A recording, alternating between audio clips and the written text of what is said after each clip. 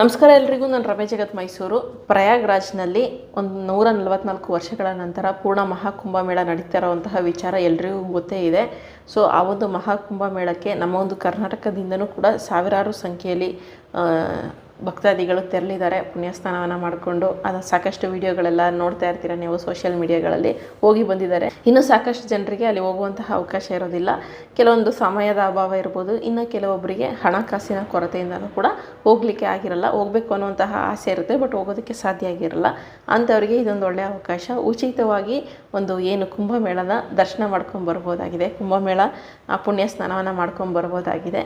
Video ಶುರು ಮಾಡೋದಕ್ಕಿಂತ ಮುಂಚೆ ನಾನು ಬರೆದಿರುವಂತಹ ನನ್ನ ಒಂದು ಎಮೋಷನಲ್ ಲವ್ ಸ್ಟೋರಿ ಏನಿದೆ, ಅವನ ಪ್ರೀತಿ ಆಕಾಶದಷ್ಟು ಪುಸ್ತಕ ಬೇಕಿದ್ದವರು ಡಿಸ್ಪ್ಲೇಲಿ ಬರ್ತಾ ಇರುವಂತಹ ನಂಬರ್ಗೆ ಒಂದು ವಾಟ್ಸಪ್ ಮೆಸೇಜ್ ಮಾಡಿ. ನಿಮ್ಮ ಒಂದು ಮನೆ ಬಾಗಿಲಿಗೆ ಪುಸ್ತಕ ತಲುಪುತ್ತೆ. ಪುಸ್ತಕ ಓದಿದ ನಂತರ ಪುಸ್ತಕದ ಕೊನೆಯಲ್ಲಿ ನನ್ನೊಂದು ಪರ್ಸ್ನಲ್ ನಂಬರ್ ಇದೆ. ನಿಮ್ಮ ಒಂದು ಅಭಿಪ್ರಾಯವನ್ನು ತಪ್ಪದೇ ತಿಳಿಸಿ. ಪಾಸಿಟಿವ್ ಆಗಿದ್ದರೆ ಖುಷಿ ಪಡ್ತೀನಿ, ನೆಗೆಟಿವ್ ಆಗಿದ್ದರೆ ಮುಂದಿನ ಪುಸ್ತಕಗಳಲ್ಲಿ ತಿದ್ಕೊಳ್ಳುವಂತಹ ಪ್ರಯತ್ನವನ್ನು ಮಾಡ್ತೀನಿ.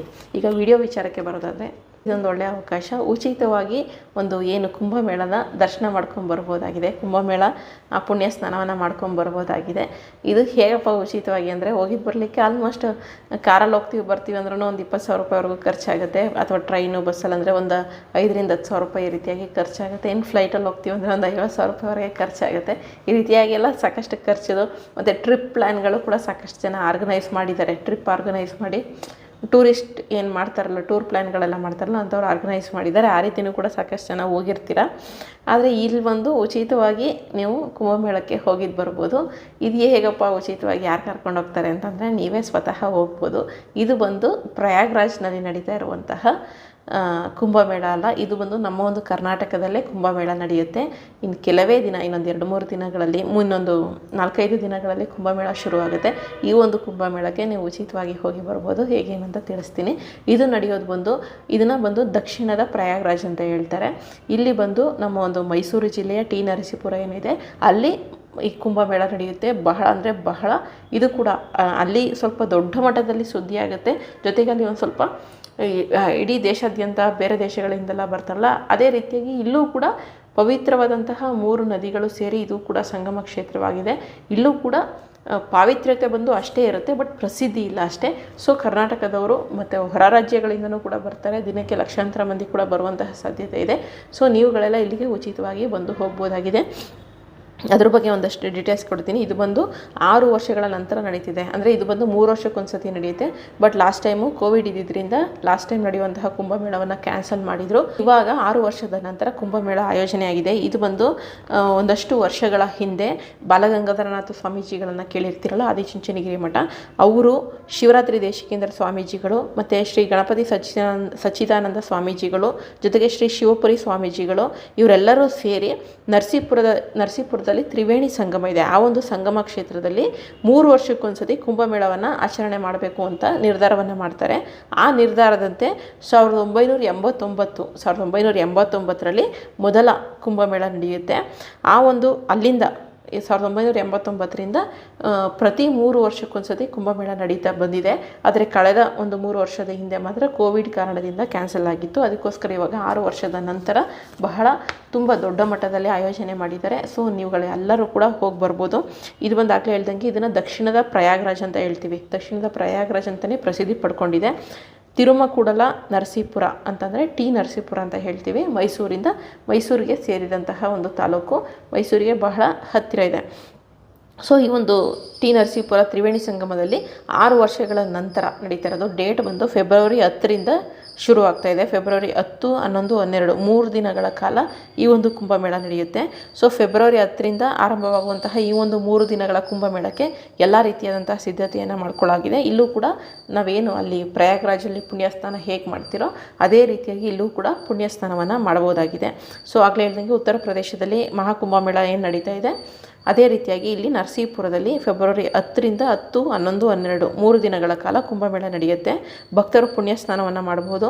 ಇಲ್ಲಿ ಒಂದು ಯಾವ್ಯಾವ ನದಿಗಳು ಸಂಗಮ ಆಗುತ್ತೆ ಅಂತಂದರೆ, ಅಲ್ಲಿ ಹೇಗೆ ಗಂಗಾ, ಯಮುನಾ, ಸರಸ್ವತಿ ಸೇರಿ ಸಂಗಮ ಆಗಿದೆಯೋ ಅದೇ ರೀತಿಯಾಗಿ ಇಲ್ಲಿ ಮೈಸೂರಿನ ಟಿ ನರಸೀಪುರದಲ್ಲಿ ಕಾವೇರಿ ನದಿ, ಕಪಿಲಾ ನದಿ ಮತ್ತು ಗುಪ್ತಗಾಮಿನಿ ಸ್ಫಟಿಕ ಸರೋವರ ಏನಿದೆ ಅದಿಷ್ಟು ಕೂಡುವಂತಹ ಸ್ಥಳವೇ ಸಂಗಮ ಸ್ಥಳ, ತ್ರಿವೇಣಿ ಸಂಗಮ ಅಂತ ಕರಿತೀವಿ. ಇದು ಬಂದು ನರಸೀಪುರದಲ್ಲಿದೆ.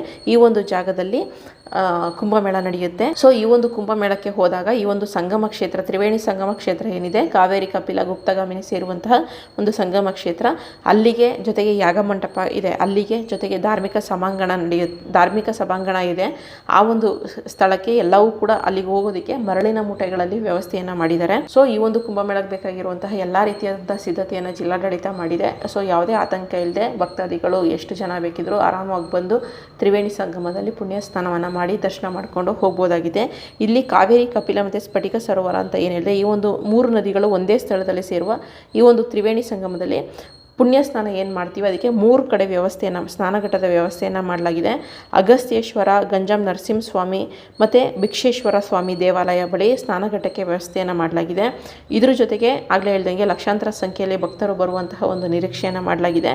ಅಲ್ಲಿ ಬೇರೆ ಕುಂಭಮೇಳ ನಡೀತಾ ಇರೋದ್ರಿಂದ ಅಲ್ಲಿ ಹೋಗೋಕ್ಕಾಗ್ತಿರೋರೆಲ್ಲ ಕೂಡ ಇಲ್ಲಿ ಬರುವಂತಹ ಸಾಧ್ಯತೆ ಕೂಡ ಇದೆ. ಸೊ ಈ ವರ್ಷ ಸ್ವಲ್ಪ ಜನರು ಜಾಸ್ತಿ ಬರುವಂತಹ ನಿರೀಕ್ಷೆ ಇದೆ. ಆ ಕಾರಣಕ್ಕೋಸ್ಕರ ಏನೇನು ಕ್ರಮಗಳು ಬೇಕು ಎಲ್ಲವನ್ನು ಕೈಗೊಂಡಿದ್ದಾರೆ. ಇನ್ನು ಸುರಕ್ಷತೆಯ ದೃಷ್ಟಿಯಿಂದ ಬ್ಯಾರಿಕೇಡನ್ನು ಅಳವಡಿಸಲಾಗಿದೆ. ಇನ್ನು ಇಲ್ಲಿ ಬಂದು ನದಿ ನೀರು ಜಾಸ್ತಿ ಇರೋದ್ರಿಂದ ಫ್ಯಾಮಿಲಿ ಕರ್ಕೊಂಡ್ಬಂದಾಗ ದಯವಿಟ್ಟು ಹುಷಾರಾಗಿರಿ. ಯಾಕಂದರೆ ನೀರು ಸ್ವಲ್ಪ 6 ಅಡಿಗಿಂತ ಎತ್ತರ ಇದೆ, ಆದರೆ 3 ಅಡಿವರೆಗೆ ತೆರಳೋದಕ್ಕೆ ಅವಕಾಶ ಇರುವಂಥದ್ದು. ಅಲ್ಲಿ ನೆಕ್ಸ್ಟ್ ಬ್ಯಾರಿಕೇಡನ್ನು ಹಾಕಿದ್ದಾರೆ. ಆದರೂ ಕೂಡ ಸ್ವಲ್ಪ ನದಿಯ ನೀರಿನ ಮಟ್ಟ ಸ್ವಲ್ಪ ಹೆಚ್ಚಿಗೆ ಇರೋದ್ರಿಂದ ದಯವಿಟ್ಟು ಬಹಳ ಎಚ್ಚರವಾಗಿರಿ. ಬಹಳ ಎಚ್ಚರಿಕೆಯಿಂದ ನೀವೊಂದು ಪುಣ್ಯಸ್ನಾನವನ್ನು ಮಾಡಬಹುದಾಗಿದೆ. ಲಾಸ್ಟ್ ಟೈಮು ಕುಂಭಮೇಳದಲ್ಲಿ ನದಿ ಮೇಲೆ ಒಂಥರ ತೇಲುವ ಸೇತುವೆಯನ್ನು ನಿರ್ಮಾಣ ಮಾಡಿದರು. ಆದರೆ ಈ ಬಾರಿ ಅದೇ ನೀರಿನ ಪ್ರಮಾಣ ಹೆಚ್ಚಿರೋದ್ರಿಂದ ಆ ರೀತಿಯಾದಂಥ ತೇಲುವ ಸೇತುವೆ ಏನೂ ಇರೋದಿಲ್ಲ. ನದಿಯ ದಡದಲ್ಲಿ ನೀವು ಪುಣ್ಯಸ್ನಾನವನ್ನು ಮಾಡ್ಕೋಬಹುದಾಗಿದೆ. ಇದ್ರ ಜೊತೆಗೆ ಸುರಕ್ಷತಾ ಕ್ರಮ ಅಂತ ಅಂದ್ಬಿಟ್ಟು ಸಾಕಷ್ಟು ತಗೊಂಡಿರ್ತಾರೆ. 3 ದಿನಗಳ ಕಾಲ ಏನು ನಡೆಯುತ್ತೆ ಆ ಒಂದು ಕುಂಭಮೇಳದಲ್ಲಿ ಮುಂಜಾಗ್ರತಾ ಕ್ರಮವಾಗಿ ನಮ್ಮ ಒಂದು ಜಿಲ್ಲಾಡಳಿತದಿಂದ ಒಟ್ಟು 15ಕ್ಕೂ ಹೆಚ್ಚು ಬೋಟ್ಗಳನ್ನು ವ್ಯವಸ್ಥೆ ಮಾಡಲಾಗಿದೆ. ಅಂದರೆ ಅಲ್ಲೇನಾದರೂ ಮುಳುಗುವಂಥದ್ದು ಅಥವಾ ಕೊಚ್ಕೊಂಡು ಹೋಗುವಂಥದ್ದು ಈ ರೀತಿ ಎಲ್ಲ ಆ ಥರ ಏನೂ ಆಗಬಾರ್ದು, ಆಗೋದು ಇಲ್ಲ. ಆದರೂ ಕೂಡ ಸೇಫ್ಟಿ ಪರ್ಪಸ್ಗೋಸ್ಕರ ಈ ರೀತಿಯಾಗಿ 15ಕ್ಕೂ ಹೆಚ್ಚು ಬೋಟ್ಗಳನ್ನು ವ್ಯವಸ್ಥೆ ಮಾಡ್ಕೊಂಡಿದ್ದಾರೆ. ಜೊತೆಗೆ ರಂಗನತಿಟ್ಟು ಪಕ್ಷಿಧಾಮದಿಂದ 2, ಸ್ಥಳೀಯವಾಗಿ 12 ಹಾಗೂ ರೆಸಾರ್ಟ್ಗಳಿಂದ 4 ಬೋಟ್ಗಳನ್ನು ಪಡೆದುಕೊಂಡಿದ್ದಾರೆ.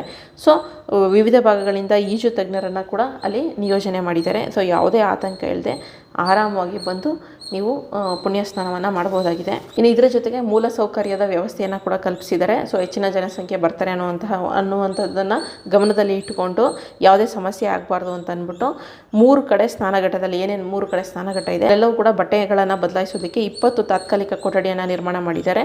ಪ್ರತಿಯೊಂದು ಸ್ನಾನಘಟ್ಟದ ಬಳಿ ಕೂಡ 10 ಶೌಚಗೃಹವನ್ನು ನಿರ್ಮಾಣ ಮಾಡಿದ್ದಾರೆ. ಜೊತೆಗೆ ಕಾಲ್ತುಳಿತ ಯಾವುದೇ ರೀತಿಯಾಗಿ ಉಂಟಾಗಬಾರ್ದು ಅನ್ನೋ ಕಾರಣಕ್ಕೋಸ್ಕರ ಪ್ರತ್ಯೇಕವಾಗಿ ಎಂಟ್ರಿ ಒಂದು ಕಡೆ, ಎಕ್ಸಿಟ್ ಒಂದು ಕಡೆ ನೀಟಾಗಿ ಒಂದು ವ್ಯವಸ್ಥೆಯನ್ನು ಮಾಡಲಾಗಿದೆ. ಸೊ ತ್ರಿವೇಣಿ ಸಂಗಮದ ಬಳಿ ವಾಹನ ಸಂಚಾರ ಯಾರು ಕೂಡ ವಾಹನಗಳನ್ನು ತೆಗೆದುಕೊಂಡು ಹೋಗೋದಕ್ಕೆ ಸಾಧ್ಯ ಇಲ್ಲ. ವಾಹನಕ್ಕೋಸ್ಕರನೇ ಸಪ್ರೇಟ್ ಪಾರ್ಕಿಂಗ್ ವ್ಯವಸ್ಥೆಯನ್ನು ಕೂಡ ಮಾಡಿದ್ದಾರೆ.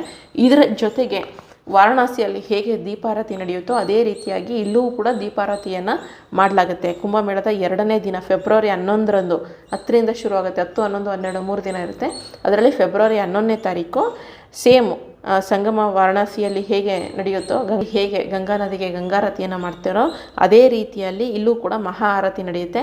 ಈ ಬಾರಿ ಕುಂಭಮೇಳದಲ್ಲಿ ಧಾರ್ಮಿಕ ಕಾರ್ಯಕ್ರಮದ ಜೊತೆಗೆ ಸಾಂಸ್ಕೃತಿಕ ಕಾರ್ಯಕ್ರಮಗಳನ್ನು ಕೂಡ ಆಯೋಜನೆ ಮಾಡಿದ್ದಾರೆ. ಸೊ ಆಸಕ್ತಿ ಇರೋಂಥವ್ರು ಸಂಗಮ ಸ್ಥಳದ 3 ಕಡೆ ವೇದಿಕೆಯನ್ನು ನಿರ್ಮಾಣ ಮಾಡಲಾಗಿದೆ.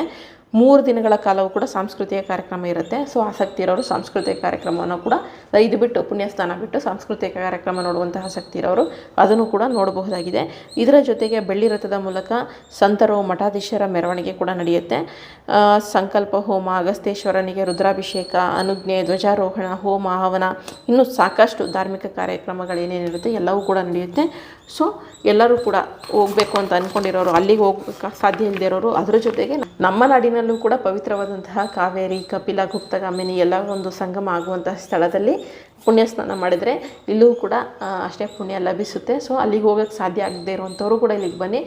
ಅಲ್ಲಿ ಕೂಡ ಹೋಗಿರೋವಂಥವ್ರು ಕೂಡ ಇಲ್ಲಿ ಬಂದು ದರ್ಶನವನ್ನು ನಮ್ಮ ನಾಡಿನ ಒಂದು ಪುಣ್ಯ ನದಿಗಳ ಪುಣ್ಯ ಸ್ನಾನವನ್ನು ಮಾಡಬಹುದಾಗಿದೆ. ಇನ್ನು ಈ ಒಂದು ಜಾಗಕ್ಕೆ ಹೋಗೋದು ಹೇಗೆ ಅಂತಂದರೆ, ನೀವು ಕರ್ನಾಟಕದ ಯಾವುದೇ ಮೂಲೆಯಲ್ಲಿದ್ದರೂ, ಹೊರ ರಾಜ್ಯಗಳಲ್ಲಿದ್ದರೂ ಕೂಡ ಮೈಸೂರಿಗೆ ಬಸ್ಸಿನ ವ್ಯವಸ್ಥೆ ಬಹಳ ಚೆನ್ನಾಗಿದೆ. ಸೊ ಕರ್ನಾಟಕ ಸರ್ಕಾರದಿಂದ ಗ್ಯಾರಂಟಿ ಯೋಜನೆಗಳಲ್ಲಿ ಒಂದಾಗಿರುವಂತಹ ಶಕ್ತಿ ಯೋಜನೆ ಏನಿದೆ ಅದರ ಮೂಲಕ ಹೆಣ್ಣುಮಕ್ಕಳೆಲ್ಲ ಉಚಿತವಾಗಿ ಮೈಸೂರಿಗೆ ಬಂದು ತಲುಪಬಹುದು. ನೋಡ್ಬೋದಾಗಿದೆ. ಮೈಸೂರಿಗೆ ಬಂದ ನಂತರ ಮೈಸೂರಿನ ಸಬರ್ಬನ್ ಬಸ್ ಸ್ಟ್ಯಾಂಡ್ ಇದೆ. ಸಬರ್ಬನ್ ನಾವು ಸಬರ್ ಬಸ್ ಸ್ಟ್ಯಾಂಡ್ ಅಂತ ಶಾರ್ಟ್ ಫಾರ್ಮಲ್ಲಿ ಹೇಳ್ತೀವಿ ಆಡು ಭಾಷೆಯಲ್ಲಿ. ಸಬರ್ ಬಸ್ ಸ್ಟ್ಯಾಂಡಿಗೆ ಬಂದರೆ ಸಬರ್ ಬಸ್ ಸ್ಟ್ಯಾಂಡಿಂದ ನರಸೀಪುರಕ್ಕೆ ಬಹಳಷ್ಟು ಬಸ್ಗಳಿದೆ. ಇನ್ನು ಕುಂಭಮೇಳ ನಡೀತಿರೋದ್ರಿಂದ ಇನ್ನೂ ಹೆಚ್ಚಿಗೆ ಬಸ್ಗಳ ವ್ಯವಸ್ಥೆಯನ್ನು ಕಲ್ಪಿಸಿರ್ತಾರೆ. ಪ್ರತಿ 5 ನಿಮಿಷಕ್ಕೊಂದು ಬಸ್ಗಳು ಕೂಡ ಓಡಾಡುತ್ತೆ. ಸೊ ಯಾವುದೇ ರೀತಿಯಾದಂಥ ಚಿಂತೆ ಮಾಡಬೇಕಾಗಿಲ್ಲ. ಬೇರೆ ಊರುಗಳಿಂದ ಬರ್ತಿರಲ್ಲ, ಬಂದಾಗ ಮೈಸೂರಿನ ಸಬರ್ ಬಸ್ ಸ್ಟ್ಯಾಂಡಲ್ಲೇ ಸ್ಟಾಪ್ ಕೊಡುವಂಥದ್ದು. ಅಲ್ಲೇ ಇಳಿದು ನರಸೀಪುರ ಬಸ್ ಹತ್ತಿದ್ರೆ ಸಾಕು, ನೀವು ನೇರವಾಗಿ ಕುಂಭಮೇಳ ಜಾಗಕ್ಕೆ ಹೋಗ್ಬೋದಾಗಿದೆ. ಸೊ ಹೆಣ್ಮಕ್ಳಿಗೆಲ್ಲ ಉಚಿತವಾಗಿ ನೀವು ಕುಂಭಮೇಳ ದರ್ಶನವನ್ನು ಮಾಡ್ಬೋದಾಗಿದೆ. ಯಾವುದೇ ರೀತಿಯಾದಂಥ ಹಣಕಾಸಿನ ಖರ್ಚು ಮಾಡಬೇಕಾಗಿಲ್ಲ. ಇನ್ನು ಗಂಡು ಮಕ್ಕಳಿಗೆ ಅಲ್ಲಿ ನಮ್ಮ ಕರ್ನಾಟಕದ ಯಾವುದೇ ಮೂಲೆಯಿಂದ ಬಂದರೂ 1000 ರೂಪಾಯಿ ಒಳಗಡೆ ಖರ್ಚಾಗುತ್ತೆ ಅಷ್ಟೇ. ಬಸ್ಗಳಲ್ಲಿ ಬಂದರೆ ಟ್ರೈನಲ್ಲಿ ಬಂದರೆ ಇನ್ನೂ ಕೂಡ ಕಡಿಮೆ ಆಗುತ್ತೆ. ಟ್ರೈನಲ್ಲಿ ಬಂದರೆ ಹೇಗೆ ಅಂತಂದರೆ, ನಿಮ್ಮ ರಾಜ್ಯದ ಯಾವುದೇ ಮೂಲೆಯಿಂದ ಟ್ರೈನಿಗೆ ಬಂದರೆ ಮೈಸೂರಿಗೆ ಬಂದರೆ ಮೈಸೂರಿಂದ ಮತ್ತೆ ಸಿಟಿ ಬಸ್ ಇಟ್ಕೊಂಡೋ ಅಥವಾ ಆಟೋದಲ್ಲೋ ಸಬರ್ ಬಸ್ ಸ್ಟ್ಯಾಂಡಿಗೆ ಬರಬೇಕಾಗುತ್ತೆ. ರೈಲ್ವೆ ಸ್ಟೇಷನಿಂದ ಸಬರ್ ಬಸ್ ಸ್ಟ್ಯಾಂಡಿಗೆ ಬರಬೇಕಾಗುತ್ತೆ. ಅಲ್ಲೇನೋ ಒಂದು 30 ರೂಪಾಯಿ ಅಷ್ಟೇ ಆಟೋ. ಅದು ತುಂಬ ದೂರ ಏನಿಲ್ಲ. ನಡ್ಕೊಂಡು ಕೂಡ ಕೆಲವರು ಓಡಾಡ್ತಾರೆ, ಬಟ್ ಬೇಡ, ಸ್ವಲ್ಪ ದೂರ ಡಿಸ್ಟೆನ್ಸ್ ಆಗುತ್ತೆ. ಅಥವಾ ಸಿಟಿ ಬಸ್ಗಳು ಹತ್ತಿದ್ರು ಕೂಡ ನೀವು ಸಬರ್ ಬಸ್ ಸ್ಟ್ಯಾಂಡ್ಗೆ ನೇರವಾಗಿ ಬರ್ತೀರಾ. ಸಬರ್ ಬಸ್ ಸ್ಟ್ಯಾಂಡಿಂದ ನೀವು ಅಂದರೆ ಸಬ್ ಅರ್ಬನ್ ಅಂತ ಹೇಳ್ತೀವಿ, ಸಬರ್ಬನ್ ಬಸ್ ಸ್ಟ್ಯಾಂಡಿಂದ ನೀವು ನರಸೀಪುರ ಬಸ್ ಹತ್ತಿದ್ರೆ ನೇರವಾಗಿ ಕುಂಭಮೇಳ ಜಾಗಕ್ಕೆ ಹೋಗ್ಬೋದಾಗಿದೆ. ಆ ಕಡೆಯಿಂದನೂ ಕೂಡ ಬಸ್ಗಳ ವ್ಯವಸ್ಥೆ ಬಹಳ ಚೆನ್ನಾಗಿದೆ. ಮೈಸೂರಿಗೆ ಬಂದು ನೀವು ಮೈಸೂರಿಂದ ನಿಮ್ಮ ಒಂದು ಊರುಗಳಿಗೆ ಆರಾಮಾಗಿ ಹೋಗ್ಬೋದಾಗಿದೆ. ಸೊ ಆಸಕ್ತಿ ಇರುವಂಥವ್ರು, ಕುಂಭಮೇಳದ ಪುಣ್ಯ ಸ್ನಾನ ಮಾಡಬೇಕು ಅಂದ್ಕೊಂಡಿರೋರು ಖಂಡಿತವಾಗ್ಲೂ ಬನ್ನಿ. ಮೈಸೂರಿಗರಾಗಿ ನಾವು ಕೂಡ ಇನ್ವೈಟ್ ಮಾಡ್ತಾ ಇದ್ದೀವಿ. ಎಲ್ಲರೂ ಬಂದು ಪುಣ್ಯ ಸ್ನಾನವನ್ನು ಮಾಡಿ ದರ್ಶನ ಮಾಡ್ಕೊಂಡು ಹೋಗಿ ಅಂತ ಹೇಳ್ತೀನಿ. ಇನ್ನು ಇದ್ರ ಜೊತೆಗೆ ನಾನು ಬರೆದಿರುವಂತಹ ನನ್ನ ಎಮೋಷನಲ್ ಲವ್ ಸ್ಟೋರಿ ಪುಸ್ತಕ ಅವನ ಪ್ರೀತಿ ಆಕಾಶದಷ್ಟು ಬೇಕಿದ್ದವರು ಡಿಸ್ಪ್ಲೇ ಬರ್ತಾ ಇರುವಂತಹ ನಂಬರ್ಗೆ ಒಂದು ವಾಟ್ಸಪ್ ಮೆಸೇಜ್ ಮಾಡಿ, ನಿಮ್ಮ ಮನೆ ಬಾಗಿಲಿಗೆ ಪುಸ್ತಕ ತಲುಪುತ್ತೆ. ಪುಸ್ತಕದ ಕೊನೆಯಲ್ಲಿ ನನ್ನೊಂದು ಪರ್ಸ್ನಲ್ ನಂಬರ್ ಇದೆ. ನಿಮ್ಮ ಅಭಿಪ್ರಾಯವನ್ನು ತಪ್ಪದೇ ತಿಳಿಸಿ. ಇದಿಷ್ಟು ಇವತ್ತಿನ ವಿಡಿಯೋ. ಮುಂದಿನ ವಿಡಿಯೋ ಜೊತೆ ಮತ್ತೆ ಸಿಗ್ತೀನಿ. ಧನ್ಯವಾದಗಳು. Thank you so much.